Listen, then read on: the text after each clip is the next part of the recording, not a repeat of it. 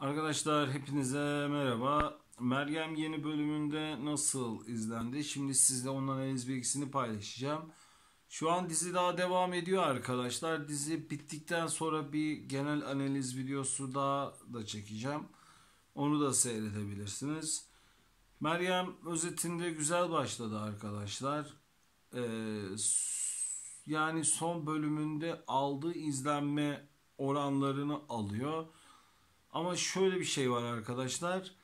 Zap yemesi son bölümden biraz yüksek. Yani tabii bir dizi daha devam ediyor dediğim gibi. Birazdan belki toparlar. Genel analiz videosu çektiğim zaman izleyebilirsiniz. Genel olarak iyi gidiyor ama tek bir sıkıntısı var.